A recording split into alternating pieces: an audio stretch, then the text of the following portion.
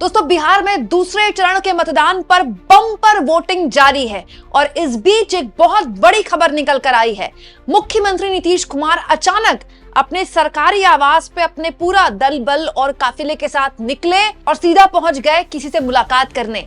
दोस्तों बिहार में हो रही इस बम्पर वोटिंग के पीछे क्या मायने निकाले जाएं? इस बीच दोस्तों कौन सी ऐसी बात है जिसकी वजह से एनडीए में भयानक कंफ्यूजन पैदा हो गया है? लेकिन सबसे पहले सबसे इंपॉर्टेंट खबर आपके सामने में रख देती हूं। दोस्तों ऐसा लगता है कि बिहार ने खुद अपना ही इतिहास या फिर रिकॉर्ड तोड़ने का मन बना लिया है। बिहार में पहले चरण के मतदान में जो वोटिंग प्रतिशत आया उसने बिहार के इतिहास में सबसे बड़ा आंकड़ा दर्ज करा दिया। आज तक बिहार ने इतने बड़े लेवल पर कभी वोट नहीं किया था और अब दूसरे चरण का मतदान जिस तरह से आगे बढ़ रहा है और बम्पर वोटिंग हो रही है, ऐसा लगता है कि बिहार अपने पहले चरण के मतदान का प्रतिशत का रिकॉर्ड फिर से तोड़ने जा रहा है।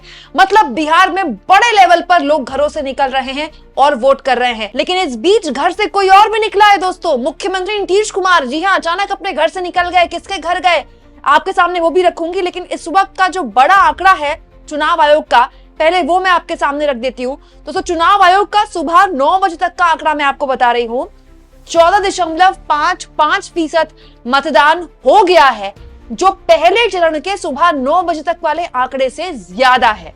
यानी कि दूसरे चरण का जो निर्णायक वोट है ये और बड़े लेवल पर पड़ रहा है पहले चरण के वोटिंग के आसपास से ज्यादा। तो इसके अलावा सुबह 11 बजे का भी आंकड़ा आ चुका है। सुबह 11 बजे के हिसाब से बम्पर वोटिंग करते हुए दूसरे चरण के मतदान में 31.38 यानी कि 31.38% वोटिंग हो चुकी है, यानी कि पहले चरण से कहीं ज्यादा। हालांकि अभी जो पूरा आंकड़ा है उसके बाद ही इसका विश्लेषण किया जा सकता है, लेकिन विश्लेषण करने वाले विश्लेषण करते रह गए और मुख्यमंत्री आवास से सीधे अपने पूरे काफिले के साथ निकल गए नीतीश कुमार। जी हाँ दोस्तों, बड़ी खबर पत्रकार ज्ञानेश्वर ने शेयर की है। उन्होंने बिहार से ये एक बहुत बड़ी तस्वीर शेयर की है दोस्तों। वरिष्ठ पत्रकार हैं पत्रकार ज्ञानेश्वर जी, उन्होंने ये वीडियो शेयर की है। दोस्तों ये वीडियो उस सुबह आई है जिस वक्त दूसरे चरण की वोटिंग हो रही है। मुख्यमंत्री नीतीश कुमार विजय चौधरी, दीपक कुमार, अशोक चौधरी और लल्लन सिंह के घर पहुंचे हैं अचानक से। पहले कोई कार्यक्रम नहीं था मुख्यमंत्री नीतीश कुमार का इन लोगों के घर जाना, जेडीयू के बड़े नेताओं के घर जाना, लेकिन अचानक से सीधे मुख्यमंत्री नीतीश कुमार वहां पहुंच गए और ये अपने आप में बड़ी खबर है। इससे बड़ी कोई खबर हो नहीं सकती दोस्तों, क्योंकि हमें नहीं भूलना चाहिए लल्लन सिंह जेडीयू के भले ही सांसद हों, लेकिन लल्लन सिंह ने इस चुनाव के बीच कुछ ऐसा बोला है जिसके बाद जेडीयू के अंदर बहुत सी बातें उनको लेकर उठने लगी। दोस्तों अमित शाह का नीतीश कुमार को लेकर बयान देना कि विधायक ही चुनेंगे, विधायक दल का नेता कौन होगा, और उसके बाद लल्लन सिंह का बयान दे देना कि अमित शाह ने जो बात बोली वो सही तो बोली। ये अपने आप में लल्लन सिंह की मौजूदा जो स्थिति है जेडीयू को लेकर, जेडीयू के अंदर उस पर बहुत से सवाल खड़े होने शुरू हो गए कि लल्लन सिंह ये बोल क्या रहे हैं। और तो और ये वही लल्लन सिंह है जिनको बकायदा रोड शो में मोदी ने अपने बगल में खड़ा कर दिया। मतलब आप कह सकते हैं कि लल्लन सिंह एक ऐसा चेहरा बनकर उभरे हैं इस चुनाव में, जो वैसे तो चुनावों से पहले ही बहुत दिनों से बीजेपी की बातें कर रहे थे जेडीयू के सांसद होते हुए, लेकिन बीच चुनाव में जिस तरह से उन्होंने, आप कह सकते हैं, नीतीश कुमार से उधर उलट होकर अमित शाह के सुर में सुर मिलाए, इससे जेडीयू के बहुत से नेताओं में अजीबोगरीब स्थिति बन गई। मतलब बहुत एम्बैरेसिंग सिचुएशन में आ गए कि लल्लन सिंह बोल क्या रहे हैं जेडीयू के सांसद होते हुए। और इस बीच दोस्तों आग में घी डालने का काम कर दिया आरजेडी के इस ट्वीट ने। आज सुबह जब बम्पर वोटिंग की खबर आई कि सुबह 9 बजे का आंकड़ा आ गया है, सुबह 11 बजे आरजेडी ने, मतलब आप सोचिए सेकंड फेज का मतदान हो रहा है, अभी भी मतदान चल रहा है, आरजेडी ये कह रहा है बीजेपी एलजेपी वाले, मतलब बीजेपी और चिराग पासवान की पार्टी वाले जेडीयू वोट नहीं डलवा रहे हैं। मतलब जेडीयू को चिराग पासवान और बीजेपी वाले वोट नहीं डलवा रहे हैं और जेडीयू वाले बीजेपी एलजेपी को वोट नहीं डलवा रहे हैं। जेडीयू वाले कह रहे हैं कि बीजेपी और एलजेपी को वोट नहीं डलेगा। मतलब इनकी आपस में लड़ाई है। इस बात से बीजेपी, एलजेपी या जेडीयू के किसी भी नेता ने पूरे चुनाव में कभी भी इनकार नहीं किया।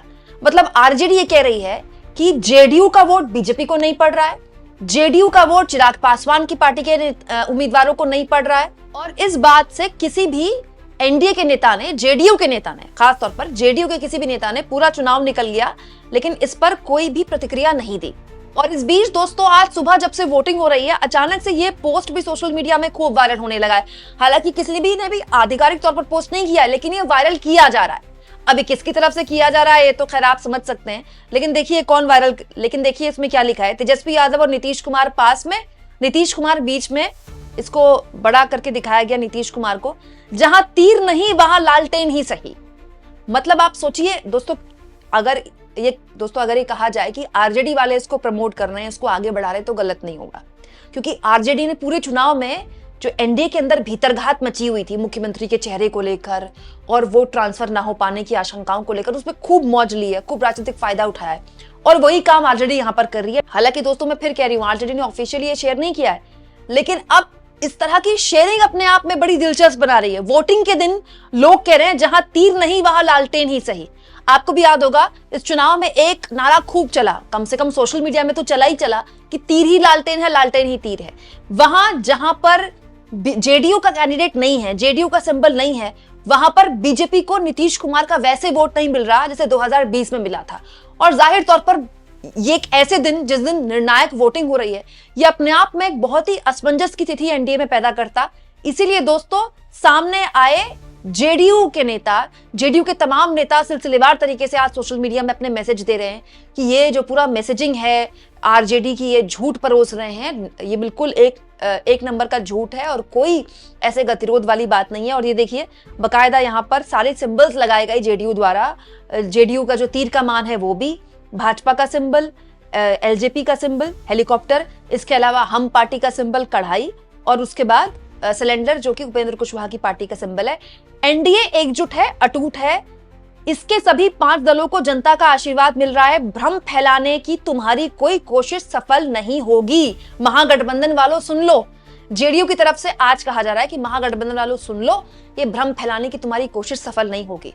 अब दोस्तों किसकी कोशिश सफल होती है ये तो खैर बिहार की जनता आज रात शाम 5 बजे के बाद तक तय कर देगी, लेकिन ये कौन बताए कि नीतीश कुमार अचानक से घर से क्यों निकले अपने, नीतीश कुमार क्यों ललन सिंह के घर पहुंचे हैं और बाकी नेताओं के घर पहुंचे हैं। एक और जानकारी मैं आपको दे दूं दोस्तों, ऐसी ही खबर अचानक से नीतीश कुमार के घर से निकलना, दोस्तों इसके अलावा बड़े मंत्री विजय विजेंद्र अशोक के बाद प्रधान सचिव से मिलना, इस तरह की बैठकें नीतीश कुमार करते रहते हैं। अचानक से घर से निकलना, अचानक से अधिकारियों से मुलाकात करने पहुंच जाना, अचानक से जेडीयू के नेताओं के घर पहुंच जाना।